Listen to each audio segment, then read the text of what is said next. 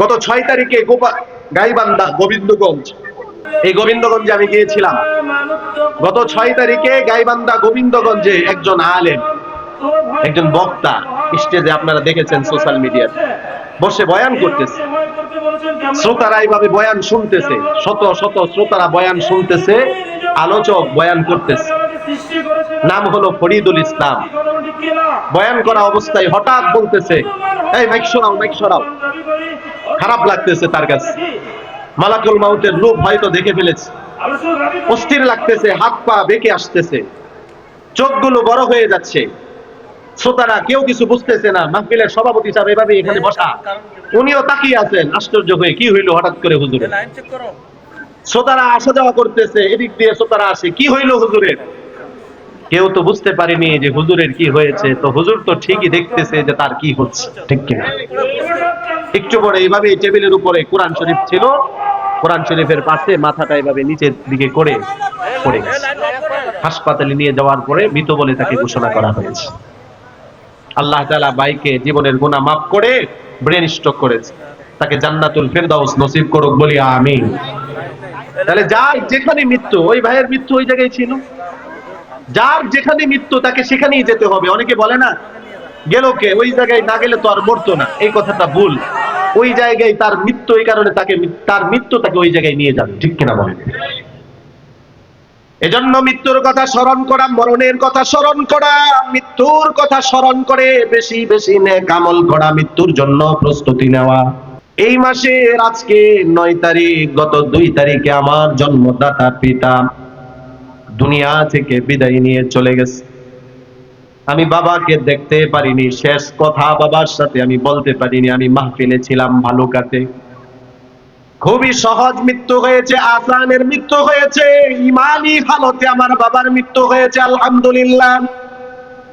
অসুস্থতা সেরকম ছিল না। মৃত্যুর 10 মিনিট আগেও বাবা হাঁটা চলা করেছে, চলাফেরা করেছে। বয়ানে বসার আগেও আমার বাবার সাথে কথা হয়েছে, ভাইয়ের সাথে কথা হয়েছে। বয়ান শেষ করে আমি বাড়িতে যাব, সকালবেলা বাবার শরীরটা খারাপ, হাসপাতালে নিয়ে যাব। বাবা আমাকে বলতেছে, বাবা বয়ান শেষ করে তারপরে আসো, মানুষ অপেক্ষায় আছে, মানুষ কষ্ট পাবে। মুনাজাতে বয়ানের পরে বাবার জন্য, বাবার সুস্থতার জন্য দোয়া করলাম। মুনাজাত শেষ করার পরে পিছনে আমার ভাগিনা দাঁড়িয়ে ছিল, এখানে আমি বসা। আমাকে জানালো, মামা নানার জন্য সুস্থতার জন্য দোয়া করেছো, নানা আর দুনিয়াতে নেই, দুনিয়া থেকে বিদায় নিয়ে চলে গেছে।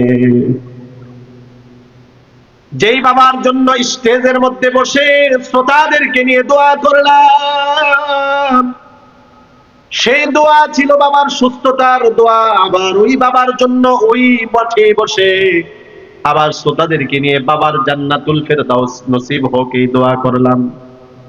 আমার ভাই বলেছে, বাবা মৃত্যুর আগ মুহূর্তে বলতেছে খারাপ লাগতেছে। বাবা হাঁটা চলা করেছে, হঠাৎ বাবা শুয়ে বলতেছে খারাপ লাগতেছে, কালিমা পড়তেছে, কালিমা পড়তেছে। হঠাৎ করে বাবার চোখ বন্ধ হয়ে গিয়েছে, কালিমা পড়তে পড়তে মৃত্যু হয়েছে। ইমানদারের মৃত্যুর কিছু আলামত আছে, ইমানদার জান্নাতি বান্দাদের মৃত্যুর কিছু আলামত আছে। বাবার মৃত্যুতে সেই আলামত পাওয়া যায়। তারপরেও দোয়া করি, আপনাদের কাছে দোয়া চাই, আল্লাহ যেন বাবাকে, সমস্ত পিতাদেরকে, আমার সহ সমস্ত পিতাদেরকে আল্লাহ যেন জান্নাতুল ফেরদাউস নসিব করে। বাবা হারানোর কি কষ্ট আমি এতদিন বুঝিনি, শুধু বলতাম, অনুভব করিনি। এখন আমি বুঝতে পারি। মুনাজাতে শুধু দোয়া করতাম, আল্লাহ, যারা বাবা হারা, মা হারা সন্তান, তারাই বুঝে বাবা মা হারানোর কষ্ট কত বেশি। আমি বুঝতাম না, অনুভব করতাম না। আমি আতিকুর রহমান এখন এটা অনুভব করতে পারি, বাবা হারানোর যন্ত্রণা কত বেশি, কত কষ্টের। 2 তারিখ থেকে নিয়ে আজ পর্যন্ত কেউ তো আমার ফোনে আর ফোন দেয় না। মাহফিলে যাওয়ার পর, মাহফিলে যেতাম, বাবা ফোন দিত, বাবা কোথায় গেছো, কোন পর্যন্ত গেছো, সাবধানে যেও। এখন তো আর কেউ আমাকে ফোন করে আমাকে সাবধান করে না, আমাকে সতর্ক করে না, আমার জন্য দোয়া দেয় না। যত রাতই হোক না কেন, রাত 2টা নেই 3টা নেই, বাড়িতে যাওয়ার পরে আওয়াজ শোনার পর আমার বাবাকে আমি দেখতাম ঘুমিয়ে আছে, একটা আওয়াজ শোনার পরে বাবা ঘুম থেকে উঠে বসে পড়তো আর বলতো বাজান আসছো। আল্লাহ তাআলা বলেন ওয়া ইন তাউদ্দু নি'মাতাল্লাহ, ও আমার বান্দারা, আমি আল্লাহ তোমাদের উপর যে নিয়ামত দান করেছি, যদি তোমরা নিয়ামত গুলো গণনা করতে থাকো, নিয়ামত গুণে তোমরা শেষ করতে পারবে না। অসংখ্য অগণিত নিয়ামত আমাদের উপর দান করেছেন কে? এই নিয়ামতের যদি আমরা যথাযথ কদর করি, শুকরিয়া আদায় করি, নিয়ামত বাড়িয়ে দিবেন ওয়াদা কার? কোরআনের অন্য আয়াতে আল্লাহ তাআলা বলেন লা ইন শাকারতুম লা আযীদান্নাকুম ওয়া লা ইন কাফারতুম ইন্না আযাবি লাশাদীদ। সূরা ইব্রাহিমে আল্লাহ তাআলা বলেন যদি তোমরা আমি আল্লাহর নিয়ামত পেয়ে নিয়ামতের শুকরিয়া আদায় করো, আল্লাহ বলেন লা আযীদান্নাকুম, অবশ্যই অবশ্যই আমি আল্লাহ সেই নিয়ামতকে বাড়িয়ে দিব। ওয়ালা ইন কাফারতুম, যদি তোমরা নিয়ামত পেয়ে নিয়ামতের কুফরি করো, অকৃতজ্ঞতা করো, আল্লাহ বলেন নিয়ামতকে আমি আল্লাহ ছিনিয়ে নিব। শুধু তাই না, তোমাদেরকে আযাবে গ্রেফতার করব। ইন্না আযাবি লাশাদীদ, নিশ্চয়ই আমার আযাব বড় কঠিন। কথাটা কার? আল্লাহ তাআলা আমাদেরকে যে নিয়ামতগুলো দান করেছেন, তন্মধ্যে একটা নিয়ামত হলো এই যে আল্লাহ আমাদেরকে সুস্থতার নিয়ামত দান করেছেন। সুস্থতা এটা এমন একটা নিয়ামত, সুস্থ থাকতে মানুষ এটার কদর করে না, অসুস্থ হলে বুঝতে পারে। ঠিক কিনা বলেন? তিরমিজির বর্ণনা, হাদিসের সংখ্যা হলো 2473 নম্বর হাদিস। আব্দুল্লাহ ইবনে আব্বাস রাদিয়াল্লাহু তাআলা আনহুমা থেকে বর্ণিত হাদিস। তিনি বলেন নবীজি বলেছেন নি'মাতানে মাগবুনুন ফীহিমা কাসীরুম মিনান নাস। আল্লাহর নবী তিনি বলেছেন দুইটা নিয়ামত এমন আছে যে দুইটা নিয়ামতের মধ্যে মানুষ ধোঁকায় পড়ে যায়, কদর করে না, সময় থাকতে নিয়ামতের কদর করে না। আল্লাহর নবী বলেন সেই দুইটা নিয়ামতের এক নাম্বার নিয়ামত হলো আসিহাতু, সুস্থতা। দ্বিতীয় নাম্বার নিয়ামত হলো ওয়াল ফারাগু, অবসরতা। সুস্থতার নিয়ামত অসুস্থ হলে বোঝা যায়, অবসরতার নিয়ামত ব্যস্ত হলে বোঝা যায়। ঠিক কিনা বলেন? অসুস্থ হলে বোঝা যায় যে সুস্থতার নিয়ামত কত বেশি। তখন অনেকে আফসোস করে, হারে আজকে আমি অসুস্থ, যদি সুস্থ থাকতাম তাহলে এই নেক আমলগুলো করতাম। একটা সময় মানুষের কাছে হাতে অনেক সময় থাকে, যখন ব্যস্ত হয়ে যায় তখন আফসোস করে, আরে আজকে আমি ব্যস্ত, যদি সময় থাকতো, সুযোগ থাকতো, আজকে এই সময়ে সুযোগে আমি নেকের কাজগুলো করতাম। কিন্তু আফসোস করা ছাড়া তখন আর কোনো উপায় থাকে না। তাহলে দুইটা নিয়ামত এমন যেটার মধ্যে মানুষ ধোঁকায় পড়ে যায়, থাকতে কদর করে না। একটা হলো সুস্থতা আর একটা হলো অবসরতা। এই দুটোটা নিয়ামতই আল্লাহ আমাদেরকে দিয়েছেন। সুস্থতা নিয়ে, সময়ের অবসরতা নিয়ে আমরা এখানে আসতে পেরেছি, বলেন আলহামদুলিল্লাহ। এই যে আমরা এখানে এসেছি, বসেছি, কোরআন হাদিস দ্বারা যদি শুনে, কথাগুলো শুনে যদি আমরা আমাদের জীবন সাজাই, জীবন সুন্দর হবে। আর যার জীবন সুন্দর হবে তার মৃত্যুও সুন্দর হবে। ঠিক কিনা বলেন? আমার আগের আলোচক আলোচনা করতেছিলেন এই মৃত্যু নিয়ে, তো আমি ওইখান থেকে শুরু করতে যাচ্ছি আপনাদেরকে। চিরন্তন একটা সত্য কথা, এই মৃত্যু।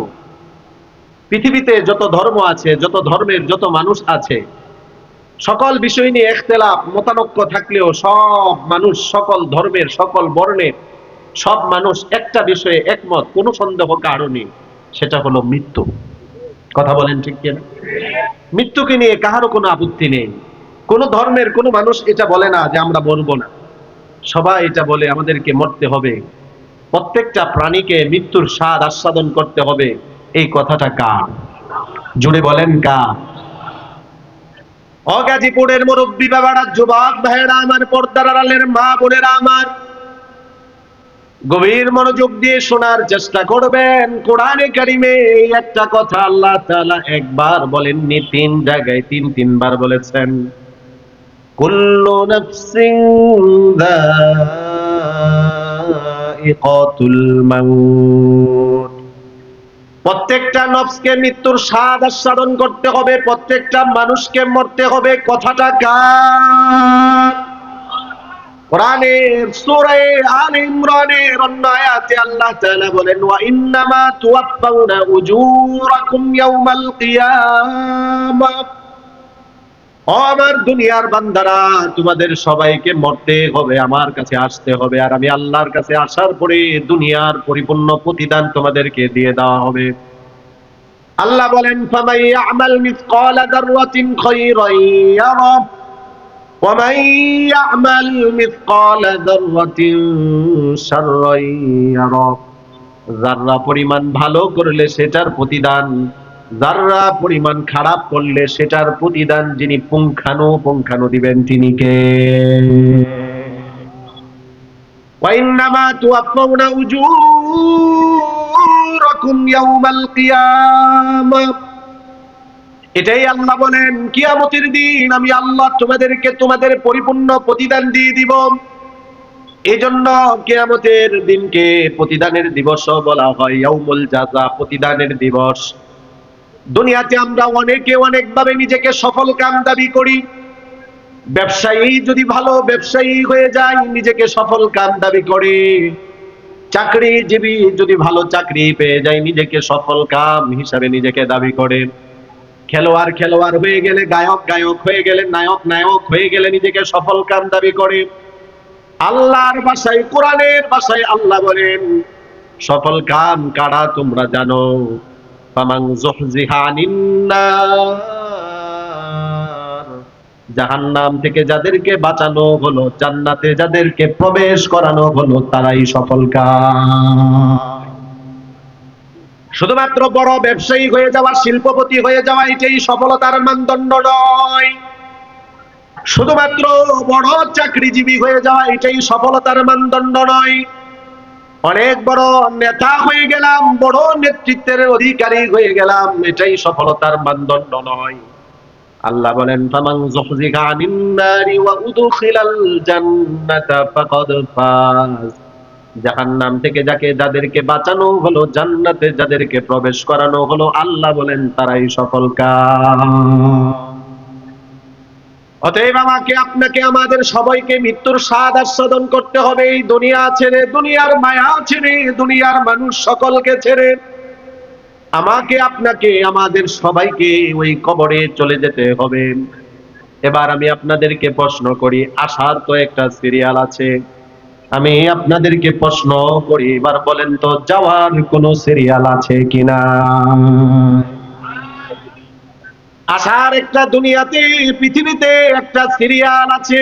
বাবা আগে আসে, সন্তান পরে আসে, নাতি নৎকর্তার পরে আসে, কিন্তু যাওয়ার কোনো সিরিয়াল নেই। এখানে এমন অনেক বাবা থাকতে পারেন, আপনি বাবা এসেছেন আগে, আপনার পরে আপনার সন্তান দুনিয়াতে এসেছে, বাবার আগে সন্তান দুনিয়া থেকে বিদায় নিয়ে চলে গেছে। আমি নিজেও এমন একজন পিতা, আমি নিজেও এমন একজন বাবা। আমার এই হাত দ্বারা আমি আমার কলিজার টুকরা সন্তান, আমার মেয়েকে আমি দাফন করেছি, কাফন পরিয়েছি। ছোট্ট আমার মেয়ের নাম রাখা হয়েছিল আয়েশা। চেহারাটা দেখতে বড়ই মায়াবী ছিল। আমার পরে দুনিয়ার মুখ দেখেছে, দুনিয়াতে আগমন করেছে, আমি বাবা তার আগে এসেছি, কিন্তু আমি বাবা এখনো আছি, আমার কলিজার টুকরা সন্তান আয়েশা আমার মেয়ে এখন কবরের মধ্যে আছে। বলেন ঠিক কিনা? আসার একটা সিরিয়াল আছে, যাওয়ার কিন্তু কোনো সিরিয়াল নেই। যেতে হবে এটাই নিশ্চিত, এই ব্যাপারে কোনো সন্দেহ নেই। আমি আপনি যদিও মৃত্যুর কথা ভুলে গিয়েছি, আমি আপনি যদিও কবরের কথা ভুলে গিয়েছি, আমি আপনি যদিও অনেকে ব্যস্ততার কারণে আখেরাতের কথা ভুলে গিয়েছি, কিন্তু মৃত্যু আমাদেরকে বলে নাই, কবর আমাদেরকে বলে না। কবর প্রতিদিন আমাকে আপনাকে প্রতিদিন ডাকতে থাকে, আমাকে আপনাকে স্মরণ করিয়ে দেয়। রাসূলের হাদিস প্রমাণ করে, আল্লাহর নবী বলেন, কবর আমাকে আপনাকে প্রতিদিন ডাকতে থাকে। আমার আপনার ওই শ্রবণ শক্তি নেই, ওই কান নেই, যাদের ছিল তারা ঠিকই কবরের ডাক শুনতো। কবর আমাকে আপনাকে প্রতিদিন ডাকতে থাকে, কবর বলে আনা বাইতুত তুরাব,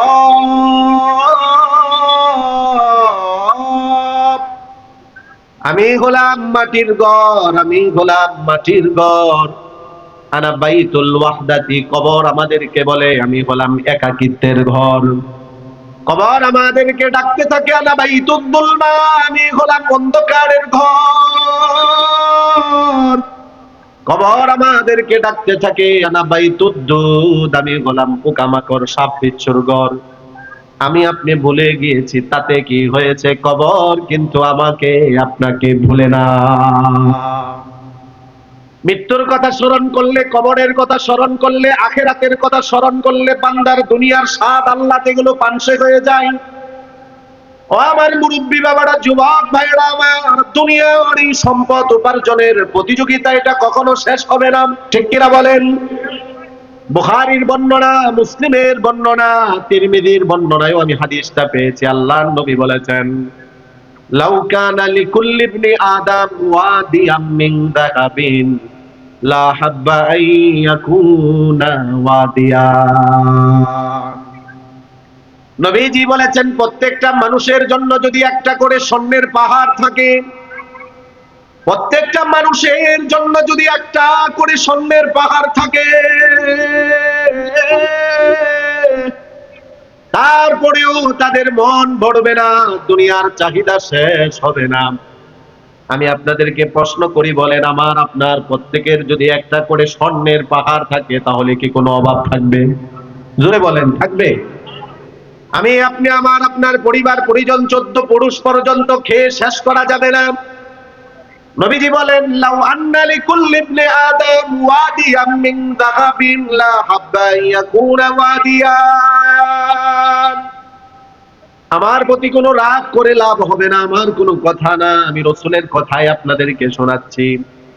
নবীজি বলেন, প্রত্যেকটা মানুষের জন্য যদি স্বর্ণের একটা করে পাহাড় থাকে, তারপরেও তার মন ভরবে না, মানুষ চাইবে আরেকটা স্বর্ণের পাহাড় হোক। বলেন ঠিক কিনা? এটাই আমার অভ্যাস, আপনার অভ্যাস, আমাদের সবার অভ্যাস এটাই। ওয়ালাই ইয়ামলা ফাহু ইল্লা তুরাব।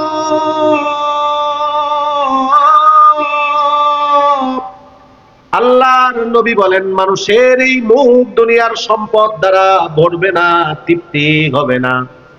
যখন মারা যাবে, কবরে রাখা হবে, কবরের উপর যখন মাটি দিয়ে দেওয়া হবে, কবরের মাটি পারবে মানুষের মুখকে ভরে দিতে। বলেন ঠিক কিনা? এর আগ পর্যন্ত আমাদের চাহিদা শেষ হবে না। বাড়ি একটা আছে, আরেকটা দরকার, গাড়ি একটা আছে, আরেকটা দরকার, ব্যবসায়িক প্রতিষ্ঠান দোকান আমার একটা আছে, আরেকটা দরকার। দুনিয়ার ব্যস্ততার কোনো শেষ হবে না। সমগ্র পৃথিবীর মধ্যে বর্তমানে সেরা ধনী, তার নাম হলো ইলন মাস্ক। তার চেয়ে বড় ধনী পৃথিবীতে আর কেউ নেই। বর্তমানে পৃথিবীর সবচেয়ে সেরা ধনী ইলন মাস্ক, পৃথিবীর সবচেয়ে সেরা ধনী। তাই বলে কি সম্পদ উপার্জনের মনোবাসনা তার কি ফুরিয়ে গিয়েছে? না না। ইলন মাস্ক যে পৃথিবীর বর্তমানে সবচেয়ে সেরা ধনী, তার অবস্থাও বর্তমানে এমন, অফিস থেকে বাড়িতে যায়, বাড়ি থেকে অফিসে আসে, মাঝামাঝি যে সময়টুকু তার ব্যয় হয়, ইলন মাস্ক চিন্তা করে দেখলো, এই সময়ের মধ্যে আমি অনেক কোটি কোটি টাকা ইনকাম করতে পারি, তো দরকার কি আমার বাড়িতে যাওয়ার? অফিসেই নিজের বাড়ি বানিয়ে নিয়েছে। দুনিয়াদার তার সময়ের কদর মূল্য বুঝতে পেরেছে, আর ইমানদার সময় আর কদরের মূল্য বুঝতে পারিনি। দুনিয়াতে অসংখ্য অগণিত সময় অযথা নষ্ট করে। বলেন ঠিক কিনা? একটা দুনিয়াদার, কেমন দুনিয়াদার? পৃথিবীর সেরা ধনী, তার চেয়ে বড় ধনী আর কেউ নেই এখন বর্তমান পৃথিবীতে। তারও এখনো সম্পদ উপার্জন করার মন মানসিকতা এখনো শেষ হয়নি, বরং সে আরো ভাবতেছে আরো কিভাবে বেশি বেশি অর্জন করা যায়। প্রধান থেকে, 1 নাম্বার থেকে যেন আমি কখনো না পড়ি। রাসূলের কথার বাস্তবতা আছে কি নাই? বলেন আছে কি নাই? এজন্য বলবো, দুনিয়ার এই যে সম্পদ উপার্জনের এই প্রতিযোগিতা আমাদের কারো শেষ হবে না, ব্যস্ততা শেষ হবে না। তবে যদি আমি আপনি বেশি বেশি মৃত্যুর কথা স্মরণ করতে পারি, তাহলে দুনিয়ার সব স্বাদ আল্লাহ আমাদের পানসে হয়ে যাবে। তিরমিজির বর্ণনা, রাসূল বলেন 2474 নাম্বার 77 নাম্বার হাদিসের বর্ণনা। আল্লাহর নবী বলেন আকসিরু যিকরা হাদিমিল লাদ্দাত, বেশি বেশি তোমরা মৃত্যুর কথা স্মরণ করো, কেননা এই মৃত্যুর স্মরণটাই দুনিয়ার সব স্বাদ আহ্লাদকে তোমাদের পানসে করে দিবে। কবরের কাছে মাঝে মাঝে যাওয়া, কবরস্থানে গিয়ে কবরবাসীদেরকে নিয়ে একটু ফিকির করা, চিন্তা করা। আমার আপনার তো এই সময় হয় না। রাসূলের পরে এই উম্মতের সবচেয়ে প্রধান যেই ব্যক্তি, যিনি হলেন সিদ্দিক আকবর, হযরতে আবু বকর সিদ্দিক। আল্লাহর নবী জিনার ব্যাপারে বলেছেন আউয়ালু মাইয়াদখুলুল জান্নাতা মিন উম্মতি আবু বকরিন, আমার উম্মতের সর্বপ্রথম জান্নাতে আমার উম্মতের মধ্যে যারা যাবে সে হলো আমার আবু বকর। জান্নাতের সুসংবাদ প্রাপ্ত সাহাবীদের মধ্যে প্রথম যিনার নাম ঘোষণা করা হয়েছে বারবার, উনিও যখন কবরস্থানের পাশ দিয়ে যেতেন, কবর দেখে উনি দাঁড়িয়ে জুড়ে জুড়ে চিৎকার করতেন আর কান্না করতেন।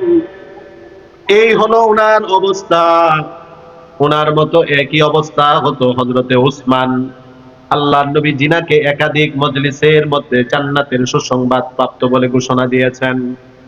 তিরমিজি শরীফের হাদিসের বর্ণনা এসেছে 2478 নাম্বার হাদিস। আমার আপনার তো মৃত্যুর কথা, কবরের কথা স্মরণ হয় না, কিন্তু হযরতে উসমানের অবস্থা কেমন ছিল? হাদিসের মধ্যে আসছে কানা উসমানু ইদা ওয়াকাফা আলা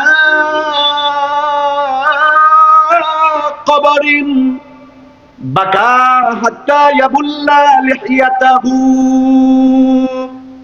নবীর সাহাবী হযরত উসমান যখনই কোন কবরস্থান দেখতেন, কবরের সামনে দাঁড়িয়ে যেতেন, কবরের দিকে তাকিয়ে তাকিয়ে কবরের কথা স্মরণ করে তিনি চোখের পানি জড়াতেন। এই পরিমাণ চোখের পানি ওনার যত দাঁড়িয়ে ভিজে ভিজে জমিনের মধ্যে টপ টপ করে পানি পড়তো। হযরত উসমানের এই অবস্থা দেখে হযরত উসমানকে প্রশ্ন করা হতো, ফাকিলা লাহু তুযকারুল জান্নাতু ওয়ান নারু ফালা তাবকি। হযরত উসমানকে বলা হতো, নবীর সাহাবী উসমান, আপনার সামনে জান্নাতের আলোচনা, জাহান্নামের আলোচনা করা হয়, আপনি তো এত কান্না করেন না। ওয়া তাবকি মিন হাদা, কবর দেখার পরে আপনি কেন এত কান্না করেন? হযরত উসমান তখন বললেন, আল কবরু আউয়ালু মানজিলিন মিন মানাজিলিল আখিরাহ। ও দুনিয়ার মানুষ, শোনো শোনো, আখিরাতের যতগুলো ঘাটি আছে, প্রথম ঘাটি হলো কবর। ফাইন নাজা মিনহু ফামা বাদাহু আইসারু মিনহু। কবরের ঘাটি থেকে যদি কেউ মুক্তি পেয়ে যায়, সব ঘাটি তার জন্য সহজ। ওয়া ইল্লাম ইয়ানজু মিনহু ফামা বাদাহু আশাদ্দু মিনহু। কবরের ঘাটিতে যদি কেউ ধরা পড়ে যায়, সব ঘাটি তার জন্য কঠিন। ঠিক কিনা?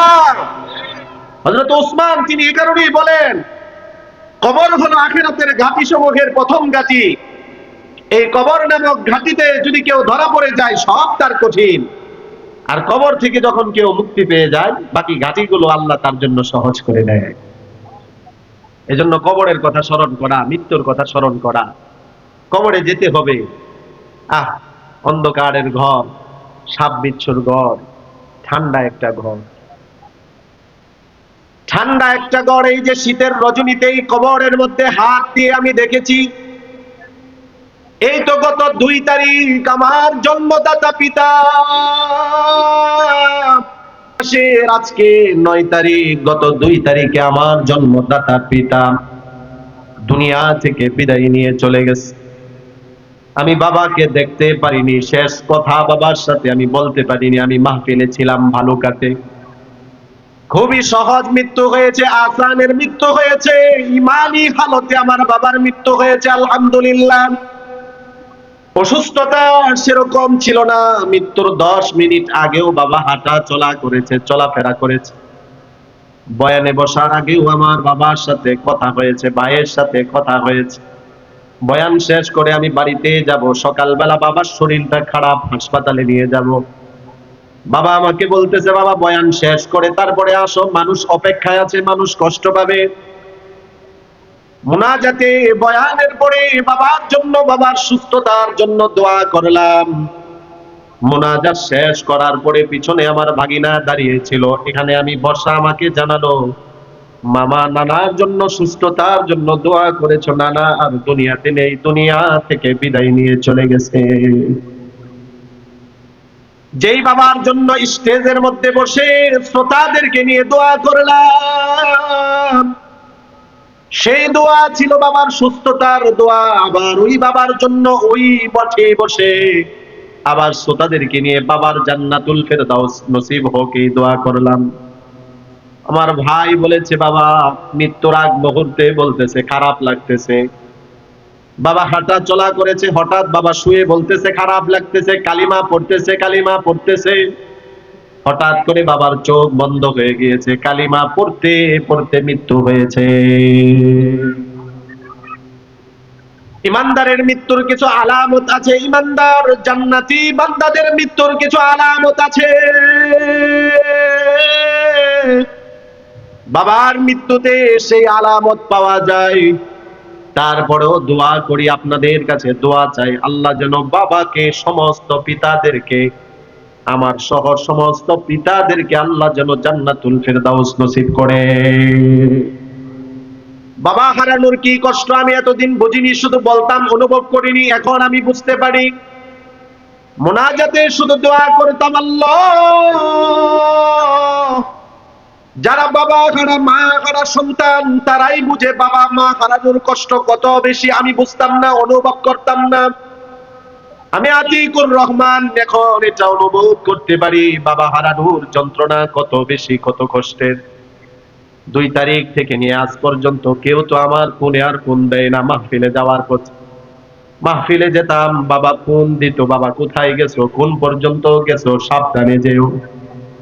এখন তো আর কেউ আমাকে ফোন করে আমাকে সাবধান করে না, আমাকে সতর্ক করে না, আমার জন্য দোয়া দেয় না। যত রাতই হোক না কেন, রাত 2টা নেই 3টা নেই, বাড়িতে যাওয়ার পরে আওয়াজ শোনার পর আমার বাবাকে আমি দেখতাম ঘুমিয়ে আছে, একটা আওয়াজ শোনার পরে বাবা ঘুম থেকে উঠে বসে পড়তো আর বলতো, বাজান আসছো। এখন তো আর কেউ উঠে না, আমাকে এই সুন্দর নামে আর কেউ ডাকে না, বাজান আসছো। মা বাবা হারানোর ব্যথা এটা আমিও বুঝিনি, এখন বুঝতেছি। বাবাকে কাফন পরালাম, কাফনের কাপড় কেনার জন্য আমার ভাই যাবে বাজারে। আমি বলি, না ও ভাই, তুমি তো জানো না আমার বাবা কিছুদিন আগে আমাকে একটা কথা বলেছিল। আমার বাবা আমাকে বলেছিল, আমি গত 3 মাস আগে আল্লাহর ঘরের মুসাফির হয়েছিলাম, আল্লাহ আমাকে সুযোগ দিয়েছিলেন।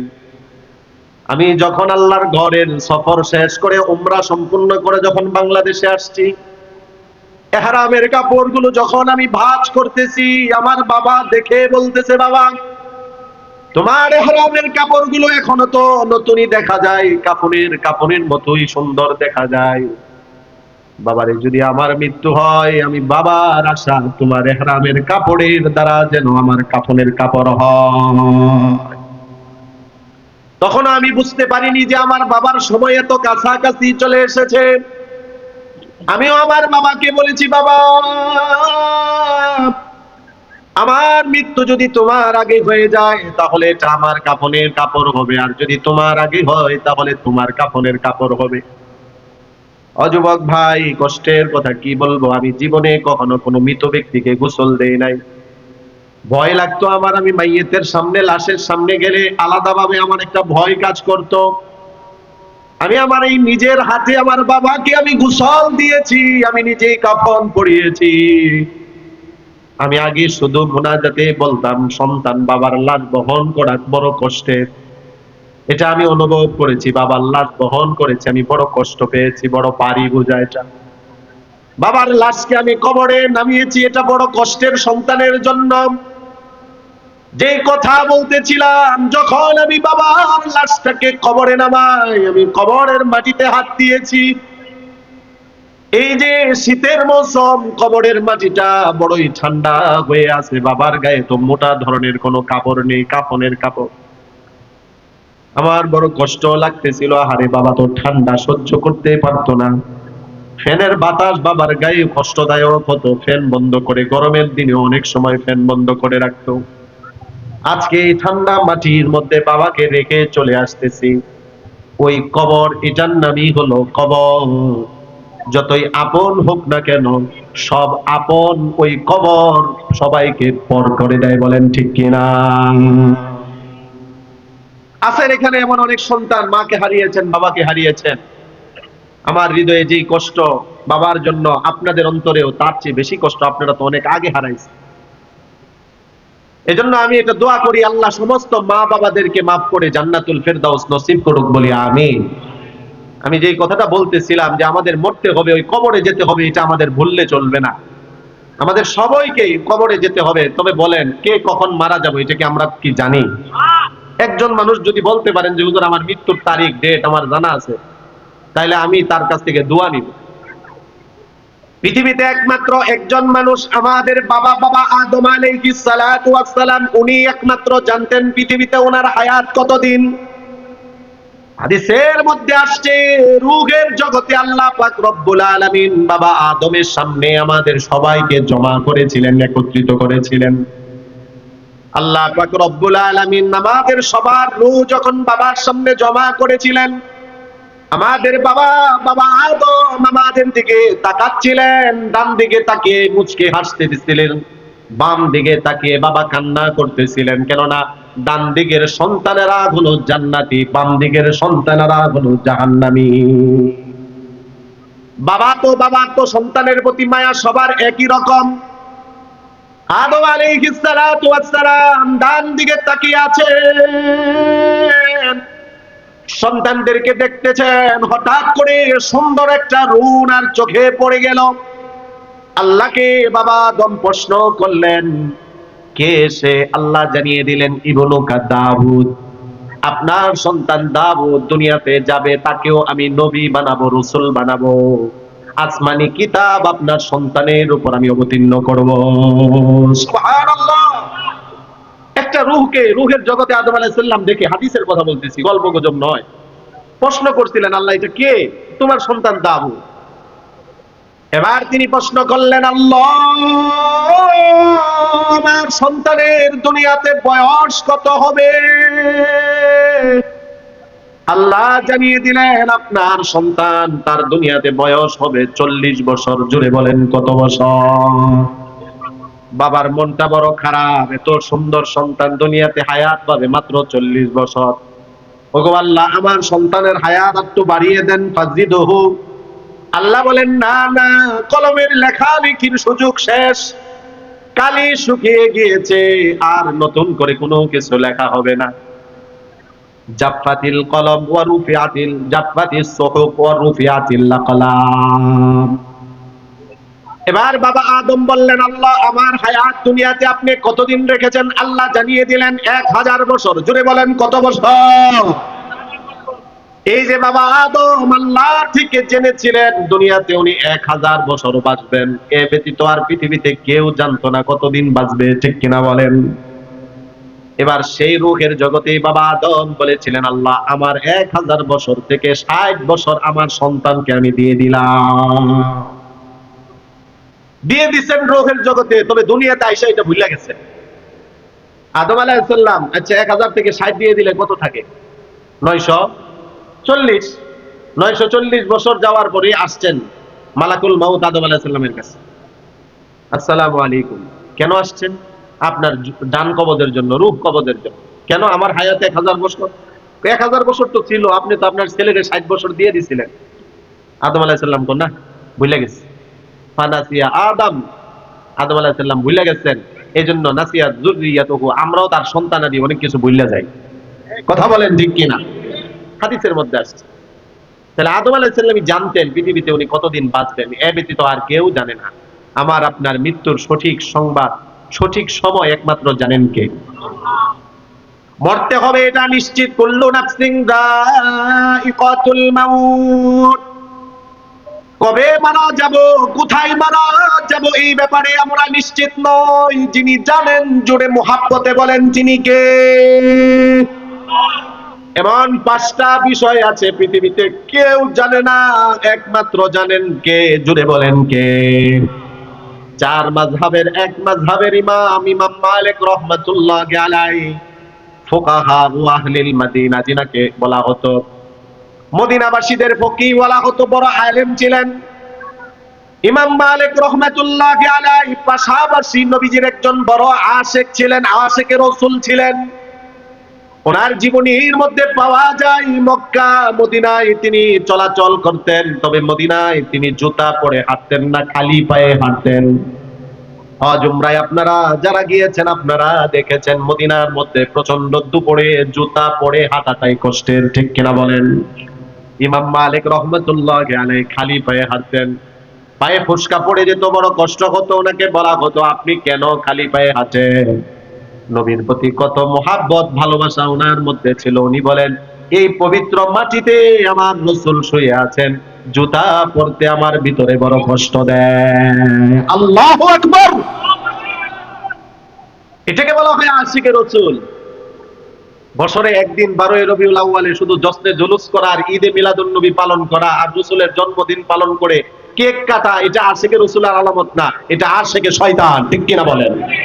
সারা বছর রাসূলের সুন্নতের কোনো পরোয়া নাই, তোয়াক্কা নাই, ভণ্ডামি করে, মানুষের সাথে ধোঁকাবাজি করে, একদিন শুধু দাবি করে আশিকে রাসূল। আর যারা প্রকৃত আশিকে রাসূল তাদেরকে ওয়াহাবি বলে গালি দেয়, নিজেদেরকে সুন্নি বলে প্রকাশ করে। কিরে বাবা, আমার কি দেখা যায় না? তুই আমার লাইট মেরে দেখতে হইব। এই যে আমি দেখছি, কে লাইট মারছে? আর যেন না হয়।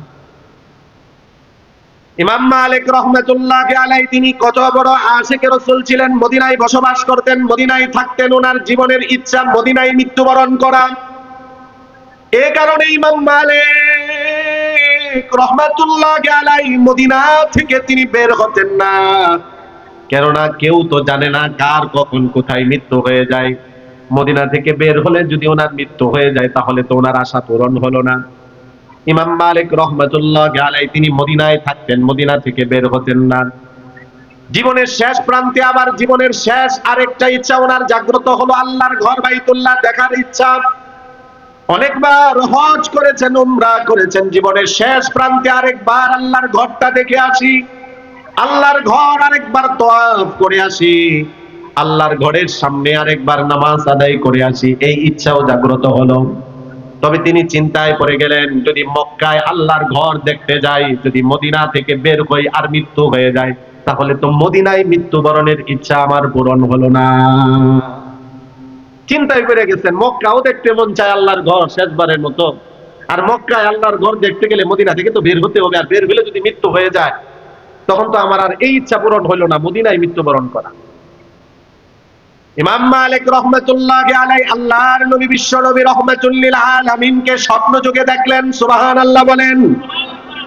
নবীজির হাদিস প্রমাণ করে আল্লাহর নবী বলেন, মান রাআনি ফিল মানামি ফাকাদ রাআনি লিআন্না আশ-শাইতানা লা ইয়াতামাসসালু বি। যে স্বপ্ন যোগে আমাকে দেখলো সে আমাকেই দেখলো, কেননা শয়তান আমার রূপ ধারণ করতে পারে না।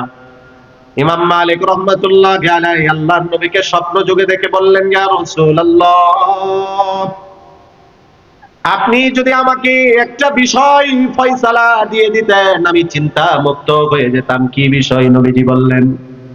ইমাম মালিক রাহমাতুল্লাহি আলাইহি এবার নবীজিকে বললেন, যদি বলতেন আমার হায়াত কতদিন আছে, ওই সময়ের মধ্যে মক্কায় গিয়ে আমি তাড়াতাড়ি আবার মদিনায় এসে পড়তাম, যাতে মদিনায় আমার মৃত্যু হয়।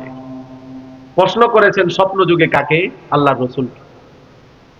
আল্লাহর নবী রাহমাতুল লিল আলামিন ইমাম মালিক রাহমাতুল্লাহি আলাইহি মৌখিক প্রশ্ন করেছেন, রাসূল মৌখিক কোনো উত্তর দেননি। নবীজি সাল্লাল্লাহু আলাইহি ওয়াসাল্লাম 5টা আঙ্গুল মুবারক ইমাম মালিককে এভাবে দেখিয়ে দিলেন। আর ইমাম মালিক রাহমাতুল্লাহি আলাইহির স্বপ্ন ভেঙে গেল, ঘুম ভেঙে গেল। ঘুম থেকে উঠে উনি চিন্তায় পড়ে গেলেন, রাসূলকে প্রশ্ন করলাম আমার হায়াত কতদিন আছে। রাসূল মুখে কিছু না বলে আমাকে শুধু 5 আঙ্গুল দেখিয়ে দিয়েছেন।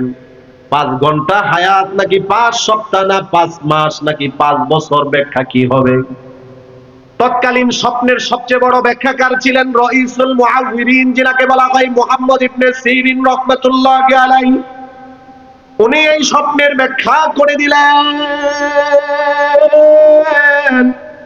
ও ইমাম মালিক, নবীজি আপনি প্রশ্ন করার পরে যে 5টা আঙ্গুল মোবারক দেখিয়ে দিয়েছেন, এর দ্বারা 5 ঘন্টা 5 সপ্তাহ 5 মাস 5 বছর হায়াত আপনার হবে, এটা উদ্দেশ্য না। উদ্দেশ্য হলো নবীজি বুঝিয়ে দিয়েছেন 5টা বিষয় এমন আছে কোন ফেরেশতা জানে না, কোন নবী রাসূল জানে না, একমাত্র জানেন কে? 5 আঙ্গুল মোবারক দেখিয়ে দেওয়ার দ্বারা উদ্দেশ্য 5টা বিষয় এমন আছে যেটা কেউ জানে না, জানে কে? কোরআনে কারিমে সূরা লুকমানের শেষের আয়াতে আল্লাহ তাআলা বলেন, ইন্নাল্লাহা ইনদাহু ইলমুস সাআতি ওয়া ইউনাজ্জিলুল গায়ব ওয়া ইয়ালামু মা ফিল আরহাম ওয়া মা তাদরি নাফসুম মাযা তাকসিবু গাদা ওয়া মা তাদরি নাফসুম বিআইয়ি আরদিন তামুত ইন্নাল্লাহা আলীমুন খবীর। এক নাম্বার আল্লাহ বলেন কিয়ামত কখন হবে এটার সঠিক একমাত্র জ্ঞান জানেন কে? পৃথিবীর কোন বিজ্ঞানী, পৃথিবীর কোন গবেষক কিয়ামত কখন হবে এটার সঠিক জ্ঞান জানে? একমাত্র জ্ঞান আছে কার কাছে? ওয়ায়ুনাজ্জিলুল গায়থা, বৃষ্টি কখন হবে, কোথায় হবে, বৃষ্টির ধরন কি হবে, এটাও পৃথিবীর কোন আবহাওয়াবিদ জানে না। নাকি আবহাওয়াবিদরা জানে? এরকম কত ভুয়া তথ্য আবহাওয়াবিদদের আছে। আমরা তো মাহফিল আনসিজনেও করতে হয় বৃষ্টির মৌসুমে, ওই জন্য আমরা একটু আবহাওয়াবিদদের সংবাদ মাঝে মধ্যে নেই। তো দেখা যায় আবহাওয়াবিদরা বলে অমুক দিন বৃষ্টি হওয়ার সম্ভাবনা, আর বাস্তবতা দেখা যায় যে বৃষ্টি তো না, ঠাড়া ভরা রোদই দিন থাকে।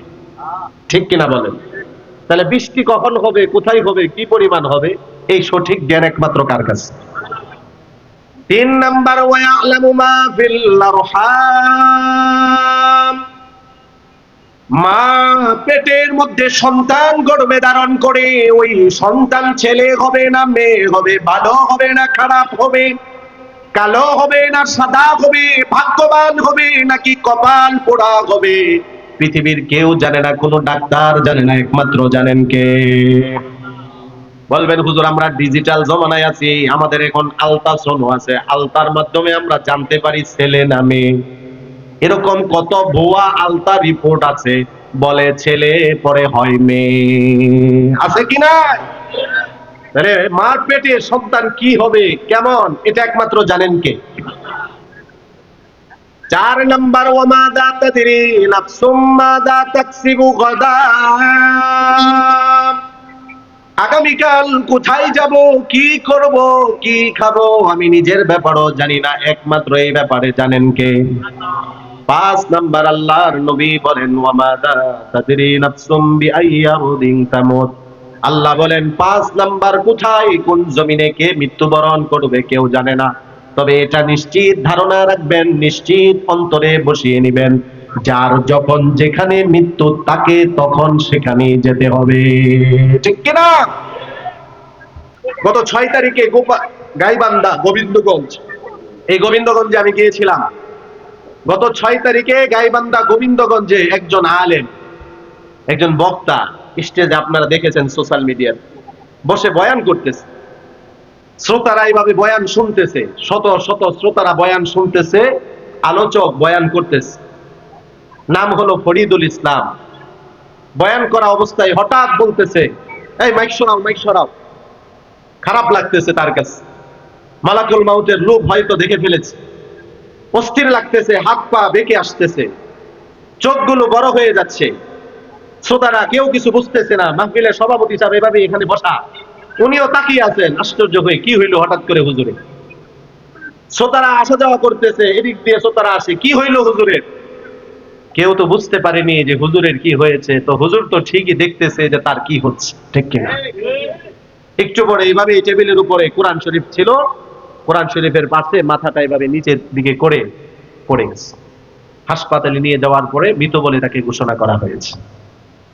আল্লাহ তাআলা ভাইকে জীবনের গুনাহ মাফ করে ব্রেন স্ট্রোক করেছে, তাকে জান্নাতুল ফেরদাউস নসিব করুক বলি আমিন। তাহলে যার যেখানে মৃত্যু, ওই ভাইয়ের মৃত্যু ওই জায়গায় ছিল। যার যেখানে মৃত্যু তাকে সেখানেই যেতে হবে। অনেকে বলে না, গেল কে, ওই জায়গায় না গেলে তো আর মরতো না। এই কথাটা ভুল। ওই জায়গায় তার মৃত্যু, এই কারণে তার মৃত্যু তাকে ওই জায়গায় নিয়ে যাবে। ঠিক কিনা বলেন? এজন্য মৃত্যুর কথা স্মরণ করা, মরণের কথা স্মরণ করা, মৃত্যুর কথা স্মরণ করে বেশি বেশি নেক আমল করা, মৃত্যুর জন্য প্রস্তুতি নেওয়া। মুসনাদে আহমদের বর্ণনায় হাদিস বর্ণিত হয়েছে, আবু দাউদ শরীফের বর্ণনায় হাদিস বর্ণিত হয়েছে। নবীজি সাল্লাল্লাহু আলাইহি ওয়াসাল্লামের সাহাবী উকবা ইবনে আমির রাদিয়াল্লাহু তাআলা আনহু থেকে বর্ণিত, তিনি বলেন, খরাজনা মা রাসূলিল্লাহি সাল্লাল্লাহু আলাইহি ওয়াসাল্লাম ফি জানাজাতি রাজুলিন মিনাল আনসার। আমাদের একজন আনসারী ভাই ইন্তেকাল করেছে, রাসূল বের হয়েছেন জানাজা আদায়ের জন্য, আমরাও রাসূলের সাথে বের হলাম। হাদিসটা একটু মনোযোগ দিয়ে শোনার চেষ্টা করবেন। একজন সাহাবী মৃত্যুবরণ করেছেন, রাসূল জানাজায় যাচ্ছেন, সাহাবায়ে কেরামও যাচ্ছেন। আল্লাহর নবী ওই সাহাবীর কবর যেখানে খনন করা হচ্ছে, এখনো কবরের মধ্যে রাখা হয়নি, রাসূল ওই কবরের পাশে তিনি বসে পড়লেন। সাহাবায়ে কেরাম বললেন, নবীজি বসার পরে ফাজালাসনা হাওলা, রাসূলের সামনে আশপাশে আমরা সাহাবীরা যারা ছিলাম আমরাও বসে পড়লাম।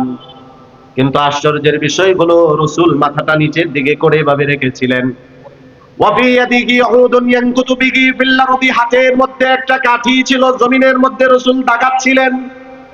চিন্তিত ব্যক্তিরা যেভাবে কাজ করে, হাতের মধ্যে কিছু নিয়ে জমিনে দাগাদাগি করে রাসূল এভাবে দাগাচ্ছিলেন। সাহাবায়ে কেরাম নীরব নিস্তব্ধতার সাথে বসে আছে, মাথায় যেমন পাখি বসার উপক্রম হয়েছে। সাহাবায়ে কেরাম বলেন, রাসূল আমাদের দিকে মাথা উত্তোলন করে অনেকক্ষণ পরে তাকালেন। নবীজি আমাদের দিকে তাকিয়ে এবার বললেন, ইস্তাঈদু বিল্লাহ। আল্লাহর নবী আমাদের দিকে তাকিয়ে এবার বললেন, ইস্তাঈদু বিল্লাহি মিন আযাবিল কবরি। ও আমার সাহাবীরা, তোমরা আল্লাহর কাছে কবরের আযাব থেকে পানা চাও, পানা চাও, পানা চাও। মাররাতাইনি আও সালাস, দুইবার অথবা তিনবার রাসূল এই কথা বলেছেন। নবীজি সাল্লাল্লাহু আলাইহি ওয়াসাল্লাম কবরের আযাব থেকে পানাহ চাইতেন, আমাদেরকে এই দোয়া শিখিয়েছেন। এই জন্যই তো রাসূল দোয়াই বলতেন, আল্লাহুম্মা ইন্নী আউযু বিকা মিন ফিতনাতি আযাবিল কবরি। ওগো আল্লাহ, আমি আপনার কাছে কবরের আযাব থেকে পানাহ চাই, কবরের আযাব থেকে পানাহ চাই। নবীজি এই কারণে সাহাবায়ে কেরামকেও বললেন, তোমরা আল্লাহর কাছে কবরের আযাব থেকে পানাহ চাও। এবার নবীজি একটা অবস্থা তৈরি করে বললেন, একজন ইমানদার ব্যক্তি জীবন যদি তার নেক আমলের দ্বারা সাজাতে পারে, একজন ইমানদার ব্যক্তি যদি কবরের কথা স্মরণ করে, মৃত্যুর কথা স্মরণ করে, আখিরাতের কথা স্মরণ করে, ইমানদার যদি নেককার ইমানদার হতে পারে, তার মৃত্যুটা কেমন হবে নবীজি বলেন। মুসনাদে আহমদের বর্ণনায়, আবু দাউদের বর্ণনায়ও এসেছে। আল্লাহর নবী বলেন, ফাইনাল আবদাল মুমিনা ইযা কানা ফি ইনকিতাইন মিনাদ দুনিয়া ওয়া ইকবালিন মিনাল আখিরাহ। শুনেন শুনেন, নবীজি বলতেছেন, একজন ইমানদার নেককার, ইমানদার কি বলেন বলেন, ইমানদার। ফাইনাল আবদাল মুমিনা, একজন ইমানদার নেককার, একজন নেককার ইমানদার, ইযা কানা ফি ইনকিতাইন মিনাদ দুনিয়া ওয়া ইকবালিন মিনাল আখিরাহ, দুনিয়ার হায়াত যখন তার ফুরিয়ে যায়, আখিরাতের যাত্রা যখন তার শুরু হয়ে যায়, নবীজি বলেন, নাযালাত ইলাইহি মালাইকাতুম মিনাস সামা, আসমান থেকে দলে দলে ফেরেশতারা তার কাছে চলে আসে। আচ্ছা, এখানে কার অবস্থা বর্ণনা করা হচ্ছে? নেককার ইমানদার। আল্লাহর নবী বলেন, কেমন ফেরেশতারা আসে? বিদুল বুজুহ, চেহারাটা দেখতে পূর্ণিমার রজনীর মতো, পূর্ণিমার চাঁদের মতো সুন্দর হয়। আল্লাহু আকবার বলেন। এত সুন্দর চেহারা বিশিষ্ট ফেরেশতারা নেককার ইমানদার বান্দার কাছে চলে আসে। আল্লাহর নবী বলেন, মাহুম কাফনুম মিন আকফানিল জান্নাহ, তাদের সাথে জান্নাতের কাফনের কাপড় থাকে, ওয়া হানুতুম মিন হানুতিল জান্নাহ, জান্নাতি সুঘ্রাণ তাদের হাতে থাকে, বলেন সুবহানাল্লাহ। প্রত্যেকটা ফেরেশতার হাতে হাতে জান্নাতের কাপড় আছে, জান্নাতের সুঘ্রাণ আছে। কেন? নেককার ইমানদারের রূহ নেওয়ার জন্য আসছে। এভাবে ইমানদার ব্যক্তির দুই পাশে লাইন দিয়ে দাঁড়িয়ে যায়, যতক্ষণ পর্যন্ত ইমানদার ব্যক্তি তার চোখের দৃষ্টি যায় ততক্ষণ পর্যন্ত এভাবে দাঁড়িয়ে যায়। আল্লাহু আকবার বলেন। সর্বশেষ মালাকুল মাউত ইমানদারের কাছে আসে আর বলে, ইয়া আইয়াতুহান নাফসুত তাইয়্যিবা, অপবিত্র আত্মা, উখরুজি ইলা মাগফিরাতিন মিনাল্লাহি ওয়া রিদওয়ান, আল্লাহর ক্ষমা আর সন্তুষ্টির দিকে তুমি বের হয়ে আসো। মালাকুল মাউত ইমানদার মুমিন নেককার বান্দাকে বলে, উখরুজি ইলা মাগফিরাতিন মিনাল্লাহি ওয়া রিদওয়ান, আল্লাহর খুশি এবং আল্লাহর সন্তুষ্টি ক্ষমা তোমার উপর আছে, তুমি বের হয়ে আসো। সুবহানাল্লাহ বলেন।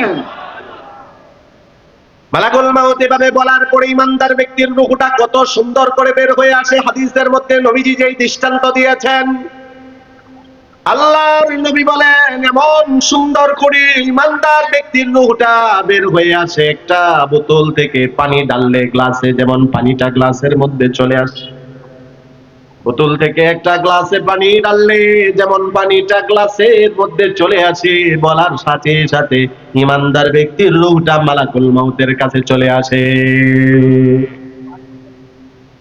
এরপরে ওই যে জান্নাতের কাফনের দ্বারা এবং সুঘ্রাণের দ্বারা তার রূহটাকে পেঁচিয়ে নেওয়া হয়। সব ফেরেশতারা প্রথম আসমানে নিয়ে যায়, আসমানের দরজা খুলে দেওয়া হয়। সকল ফেরেশতারা ইমানদার ব্যক্তির রূহ থেকে সুঘ্রাণ অনুভব করে বলে, আহারে কোন নেককার বান্দার রূহ এটা, আল্লাহু আকবার, কোন নেককার বান্দার রূহ এটা। ফেরেশতারা বলে, দুনিয়াতে অমুকের ছেলে অমুক, অমুকের ছেলে অমুকের রূহ এটা। এভাবে নিয়ে যেতে থাকে দ্বিতীয় আসমান, তৃতীয় আসমান, চতুর্থ আসমান, পঞ্চম আসমান, ষষ্ঠ আসমান, সপ্তম আসমান। এবার আল্লাহর পক্ষ থেকে বলা হয়, উক্তুবু কিতাব আবদি ফি আল্লিয়িন, জান্নাতের সুউচ্চ আসনে আমার বান্দার কিতাবের আমলনামাগুলো লিখে না। এবার আল্লাহর পক্ষ থেকে বলা হয়, আমার বান্দার রূহটাকে তার কবরে রাখা হবে, তার দেহ আবার দেহের মধ্যে ফিরিয়ে দাও। রূহ কিন্তু চলে গেছে সপ্তম আসমানে। এবার আল্লাহর পক্ষ থেকে আবার বলা হয়, যাও আমার বান্দার রূহটাকে আবার তার দেহে ফিরিয়ে দাও কবরে। আমরা যেমন যখন কবরের মধ্যে মাইয়িতকে রেখে চলে আসি, হাদিসের মধ্যে আসছে, হাত্তা ইয়াসমাআ করআনি আলিহিম, মাইয়িতকে রেখে চলে আসি, জুতার আওয়াজ শোনা যায়, এতটুকু আসার সাথে সাথেই ফায়াতিয়ানিহি মালাকান, আল্লাহর পক্ষ থেকে মাইয়িতের কাছে দুইজন রহমতের ফেরেশতা চলে আসে। তাদের চেহারাও সুন্দর, কারণ নেককার তো। হাদিসের মধ্যে আসছে, ফায়ুজলিসানিহি, মাইয়িতকে কবরের মধ্যে বসানো হয়। এবার ওই দুইজন ফেরেশতা ফায়াকুলানে মার রাব্বুকা ওয়া মা দীনুকা ওয়া মান হাদার রাজুল আল্লাযী বুইসা ফীকুম, দুইজন ফেরেশতা প্রশ্ন করে, তোমার রবকে, তোমার দিন কি, এই লোকটাকে যাকে তোমাদের মাঝে পাঠানো হয়েছে। ইমানদার সে বলতে থাকে, রব্বি আল্লাহ, আমার রব, আমাদের রব, সকলের রব। জুড়ে বলেন কে? ইমানদার মুমিন বান্দা দ্বিতীয় প্রশ্নের উত্তরে বলে, দীনি আল ইসলাম। তৃতীয় প্রশ্নের উত্তরে ইমানদার মুমিন বান্দা বলে, উনি আবার কে, আমাকে প্রশ্ন করো? আরে উনি তো আমার কলিজার মানুষ, যার জন্য জীবন দিতে রাজি। চার নাম্বার ফেরেশতারা এবার প্রশ্ন করে, তোমার আল্লাহ, তোমার রব, দ্বীন ইসলাম, এবং ইসলাম তোমার দ্বীন, এই লোকটা মুহাম্মাদুর রাসূলুল্লাহ সাল্লাল্লাহু আলাইহি ওয়াসাল্লাম, তুমি এগুলো কিভাবে জানলা? তখন বলবে, করাতুল কোরআন ওয়াস সুন্নাহ, করাতুল কোরআন, কোরআন পড়েছি, সুন্নাহ পড়েছি। কোরআন শুনেছি, উলামায়ে কেরাম কোরআন থেকে হাদিস থেকে কবরের এই প্রশ্ন হবে দুনিয়াতে বলেছিল, এই প্রশ্ন যেন দিতে পারি দুনিয়াতে নেক আমল করে কবরের প্রস্তুতি নিয়েছিলাম। আল্লাহু আকবার বলেন। কবরের প্রস্তুতি নিয়েছিলাম, তো আজকে কবরের প্রস্তুতি দুনিয়াতে নেওয়ার কারণে এই প্রশ্নের উত্তর দিতে পারছি। সুবহানাল্লাহ। আল্লাহর পক্ষ থেকে এখন বলা হবে, আন সাদাকা আবদি, আমার বান্দা যা বলেছে এটা আমি আল্লাহ সত্যায়ন করলাম, সত্য বলছি। ফায়ুনাদি মুনাদিন ফিস সামা আন সাদাকা আবদি, আল্লাহর পক্ষ থেকে বলা হবে, বান্দাকে তিনটা প্রশ্ন করেছো, তিনটার উত্তর দিয়েছে, পুরস্কার নগদ দাও, নগদ দাও। আল্লাহু আকবার বলেন। এক নাম্বার বান্দার পুরস্কার হলো আফরিসুহু মিনাল জান্নাহ, শুয়ে আছে মাটির বিছানায়, এই বিছানা আমার বান্দার জন্য উপযুক্ত না, জান্নাতের বিছানায় পরিবর্তন করে দাও। দুই নাম্বার পুরস্কার আলবিসুহু মিনাল জান্নাহ, বান্দা যে পোশাক পরে আছে এই পোশাক বান্দার জন্য মানসম্মত নয়, জান্নাতের পোশাক পরিধান করিয়ে দাও। সুবহানাল্লাহ। ওয়াফতাহু লাহু বাবান মিনাল জান্নাহ, তৃতীয় নাম্বার পুরস্কার, বান্দার কবরটা জান্নাতের দিকে খুলে দাও। এই পুরস্কার কখন হবে? যখন দুনিয়াটা আমার আখিরাতের কথা স্মরণ করে, কবরের কথা স্মরণ করে দুনিয়া আমি সাজাতে পারবো, ঠিক কিনা বলেন? কোরআন হাদিসের কথা শুনে যদি আমার জীবন সুন্দর হয়, রাসূল বলেন আহইয়াউনা কামা তামুতুন, তামুতুন কামা তাহইয়াউন, তোমরা সেভাবে মৃত্যুবরণ করবে যেভাবে তোমরা বেঁচে থাকো। মানে তোমাদের জীবনের উপর নির্ভর করবে তোমাদের মৃত্যু।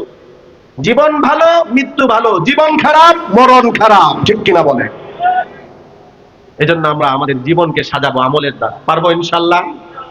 অনেক আমল আছে, আমলের দ্বারা জীবন সাজাবো। আমি আপনাদেরকে দুই একটা আমলের কথা বলি। ফরজ ওয়াজিব এগুলোর পাশাপাশি আমরা জীবনে নিয়মিত আমলগুলো করব। আমি আজকে তিরমিজি শরীফের মধ্যে পড়াইছি, আজকে আমি আমার ছাত্রদেরকে হাদিসটা পড়াইছি। আল্লাহ রাসূলকে প্রশ্ন করা হলো, কোন আমল আল্লাহর কাছে প্রিয়? আইয়ুল আমালি আহাব্বু ইলাল্লাহ, রাসূল তখন বলছেন, যে আমল মা দিমা ওয়া ইন কাল্লা, নিয়মিত করা হয় যদিও সেটা অল্প হয়। সুবহানাল্লাহ। যে আমল নিয়মিত করা হয় যদিও সেটা কি হয়? অল্প হয়, অল্প হয়। আজকে পড়াইছি এই হাদিস। তাহলে আমরা ছোট্ট আমল হোক নিয়মিত করব, যদি অল্প হয়। পারবো ইনশাআল্লাহ? এক নাম্বার আমল, প্রত্যেক রাত্রিতে আজ থেকে শুরু করে দিব, ঘুমাতে যাওয়ার আগে 3 বার সূরা ইখলাস। কতবার? জোরে বলেন কতবার? রাসূলের হাদিস প্রমাণ করে 3 বার যদি সূরা ইখলাস ঘুমাতে যাওয়ার আগে আমরা পাঠ করতে পারি, প্রত্যেক রাত্রিতে 3 বার যদি সূরা ইখলাস আমরা তেলাওয়াত করে ঘুমাতে পারি, রাসূলের হাদিস প্রমাণ করে আল্লাহর কোরআন, পুরা কোরআন খতমের সওয়াব আল্লাহ আমাদের আমলনামায় দান করবে। বুখারী মুসলিমের বর্ণনায় নবীজি বলেন সূরা ইখলাসের ব্যাপারে, ইন্নাহা লাতা'দিলু তুলুতাল কোরআন, সূরা ইখলাস কোরআনের 1/3, 3 ভাগের 1 ভাগ। একবার বললে 10 পারা, দুইবার বললে 20 পারা, 3 বার বললে 30 পারা। সুবহানাল্লাহ। 3 বার পড়ার পরে যদি ঘুম না আসে, আজকের দ্বিতীয় আমল হলো 10 বার পড়বেন। বলেন কতবার? আল্লাহর নবীর হাদিস প্রমাণ করে, মান ক্বারা কুল হুয়াল্লাহু আহাদ হাত্তা ইয়াখতিমাহা 10 মাররাত, কুল হুয়াল্লাহু আহাদ এই সূরাটা যদি কেউ প্রতিদিন 10 বার পড়ে, বলেন কতবার? প্রত্যেক রাত্রিতে আপনি যদি 10 বার পড়েন, রাসূল বলেন বানাল্লাহু লাহু কসরান ফিল জান্নাহ, আল্লাহ জান্নাতে তার জন্য একটা প্রাসাদ বানিয়ে দিবে। তৃতীয় নাম্বার, ওয়ামান করাহা 20 মাররা, 20 বার পড়লে বানাল্লাহু লাহু কসরাইনি ফিল জান্নাহ, আল্লাহ তার জন্য 2টা জান্নাত বানাবে। 4 নাম্বার, আল্লাহর নবী বলেন ওয়ামান করাহা 30 মাররা বানাল্লাহু লাহু 3 কুসুরিন ফিল জান্নাহ, 30 বার যদি প্রত্যেক দিন আল্লাহর কোন বান্দা বান্দি পড়ে, আল্লাহ তাদের জন্য জান্নাতে 3টা প্রাসাদ বানাবে। এবার আপনি যত বেশি পড়বেন আল্লাহ তত বেশি করবে, ঠিক কিনা বলেন? 5 নাম্বার, সূরা ইখলাস যদি বেশি বেশি করতে পারি, আমার আপনার মৃত্যুর পরে রহমতের ফেরেশতারা জানাজায় আসবে। সুবহানাল্লাহ বলেন। এইজন্য এই আমলগুলো আমরা বেশি বেশি করব। সর্বশেষ একটা আমল, রাসূলকে যদি স্বপ্ন যুগে দেখতে চাই, রাসূল সাল্লাল্লাহু আলাইহি ওয়াসাল্লাম ওনাকে যদি স্বপ্ন যুগে দেখতে চাই, সুলতান মাহমুদ গজনবী রাহমাতুল্লাহি আলাইহি একটা আমল করে দেখেছিলেন। 10 বছর তিনি 100 রাকাত নফল পড়ছেন, দুরূদ শরীফ শত শত বার করে শুয়ে পড়েছেন, কিন্তু রসুলকে স্বপ্ন যুগে দেখেন নাই। একদিন কোরআনের এক ছাত্রকে কিছু সাহায্য সহযোগিতা করার কারণে স্বপ্ন যুগে আল্লাহ সুলতান মাহমুদ গজনবীকে রসুলকে দেখার ভাগ্য দিয়েছেন। হাদিসের এটা সুলতান মাহমুদ গজনবী রহমতুল্লাহ আলাইহি রসুলকে যে দেখছেন আর রসুলকে দেখা, এটা যে সত্য দেখা, এই হাদিস আমি আপনাদেরকে শোনাইছি। আর এই ঘটনাটা এসেছে খুতুবাতে হাকিমুল ইসলামের মধ্যে কারি তৈয়ব সাহেব রহমতুল্লাহ আলাইহি এই ঘটনা উল্লেখ করেছে। তা আমরা যদি জীবনে রসুলকে স্বপ্ন যুগে দেখার ইচ্ছা করি, তাহলে আমরাও যদি কোরআনের পিছনে, কোরআনের ছাত্রদের পিছনে, মাদ্রাসার জন্য সাধ্য অনুযায়ী কিছু দান করি, দানে অংশগ্রহণ করি, রসুলকে স্বপ্ন যুগে দেখার ভাগ্য আমাদেরকে দান করবেন কে?